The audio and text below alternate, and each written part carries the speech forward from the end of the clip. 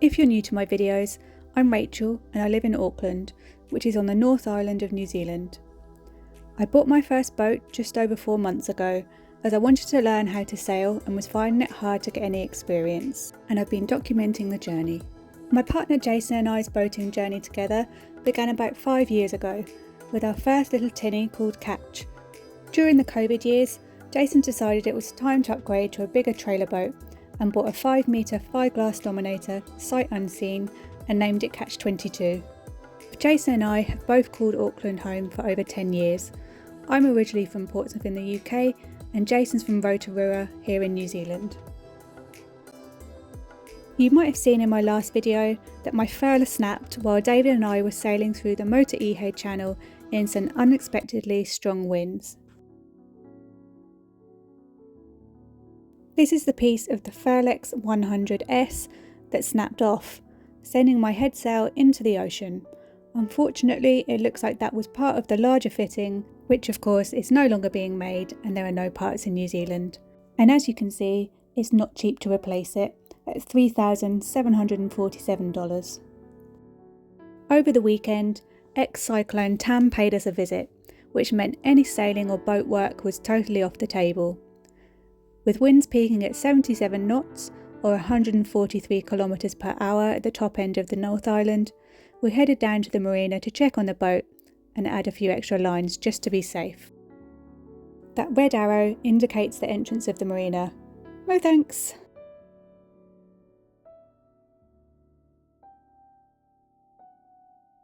We added an enormous fender and watched as the boats were tossed around in the storm winds. Milford Marina is a really well protected spot, so we were lucky to have that kind of shelter. Definitely better than the alternative.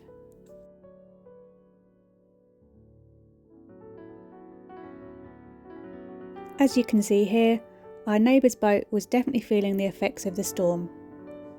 At this marina, we use a weighted pulley system for each individual boat in its berth. This system is designed to allow boats to rise and fall with the tide, ensuring that they remain level and secure as the water levels change. At each boat's bow, the lines are connected to foam-filled tyres, and as the tide rises and falls, the tyre floats up and down along with the boat. But sometimes things can go wrong. The following few days, the weather remained unfavourable, with power outages and over 750 lightning strikes hitting the region. Probably like anyone who's not eager to spend almost half the value of their boat on a repair, I'm procrastinating. After getting no response about sourcing the original part from overseas, hoping it might be a bit more affordable, we decide to measure up the boat and see if we can fit a double bed width-wise, as the V-berth at the front isn't big enough to sleep two. And after years of dealing with a cramped berth on Jason's trailer boat, it would be nice to finally have a decent sleep setup. We make a template at home in the garage, using the measurements taken of the whole shape as a guide. I can just about squeeze into the narrower part, while Jason fits comfortably in the wider section. We calculate how many struts we need and the distance of the spacing between them. We built bed bases before, for 2 of Jason's trucks and his trailer boat, but this one's a bit different as we want the struts to fold away and be easily stowed when not in use. With the information we need to work out how much timber I'll need to buy, we think we have a good plan in place.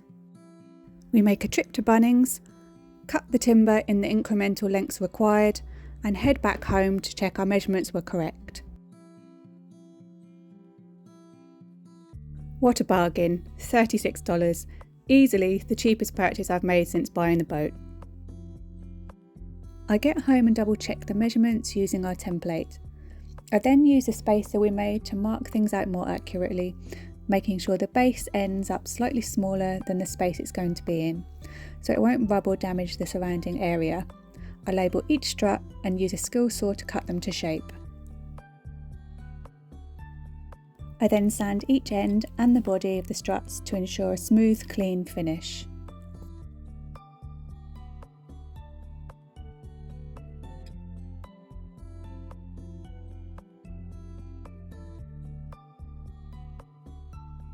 Next, I add the webbing, which will provide extra support once the mattress is in place. It'll also make it easier to stow the base when it's not in use, since everything will be connected and held together neatly.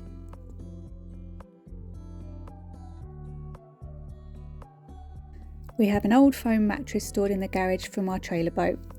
We glued it back together to its original shape and once set, laid it out and transferred the whole measurements of my boat onto it, marking out the curves and angles to match the space perfectly, I hope.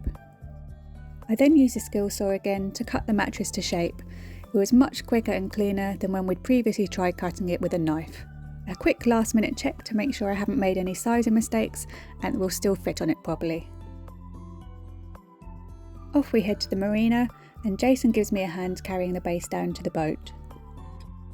We load each strut into the boat, realising, after having stapled all of the webbing at home and then unpicking it all, that it would have been much smarter to assemble it in situ. Lesson learned. I've received a lot of conflicting advice from local boat owners about what to do next in relation to how much I've spent on this boat on repairs so far. This is in relation to the value or purchase price of the boat, especially considering the cost to replace the furler now. One school of thought is that I'm over-capitalising on a small boat and should cut my losses and sell it, and perhaps buy something that wasn't left neglected for years. And others suggest that I've already come this far, so I might as well keep going and hopefully the biggest expenses and the hardest work are now behind us. If you've had a similar problem with a furler breaking and have come up with a creative solution other than buying a new one, I would love to hear from you. Join me in our next video where I really hope we're back on the water learning how to sail.